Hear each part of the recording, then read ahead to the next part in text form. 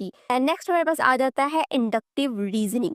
Inductive reasoning is totally opposite to deductive reasoning. इसके अंदर हमारे पास क्या होता है कि हमारे पास कोई स्पेसिफिक आइडिया होता है और उसको हम ब्रॉडर लेवल के ऊपर और थियोरेटिकल लेवल के ऊपर लेकर जाते हैं।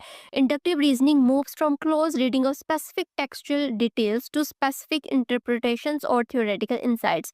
जैसे कि मैंने आप लोगों को बताया कि deductive reasoning is same like textual reading, इसी तरीके से inductive reasoning is just like close reading. मैंने एक वीडियो में भी इस चीज़ के ऊपर बहुत बात की थी। जब हम क्लोज रीडिंग करते हैं तो हम कोई भी आइडिया या कोई भी लेंस लेकर टेक्स्ट को रीड नहीं करते, बल्कि हम टेक्स्ट के साथ इनकाउंटर करते हैं, उसके साथ इंटरेक्ट करते हैं, और जो लेंस ज़्यादा फिट होता है उसके अंदर फिर हम उसको ही ऑप्ट करते हैं।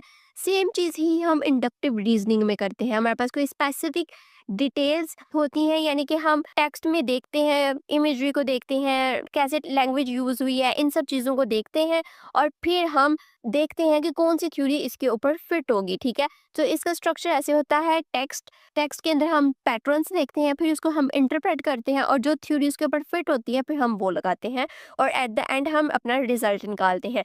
So it begins with close reading, observes recurring motifs, images, language, narrative patterns, develops interpretations from the text itself. Theory may emerge later or remain implicit. This approach is common in new criticism, formalist analysis, reader response criticism.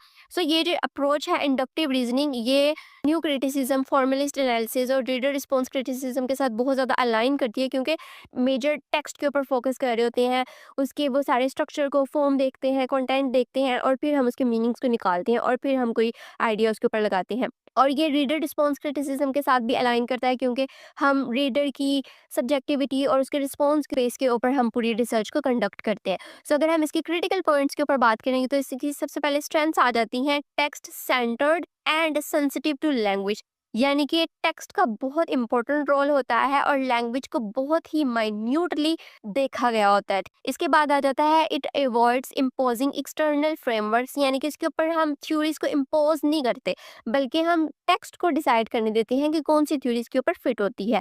Respects ambiguity and multiplicity, इसके अंदर हम एम्बिगुइटीज को बहुत अच्छे तरीके से address करते हैं और हम मल्टीपल इंटरप्रिटेशंस भी टेक्स्ट की निकालते हैं। इसकी हमारे पास कुछ लिमिटेशंस आ जाती हैं, जैसे कि मे लैक थ्योरेटिकल डेप्थ।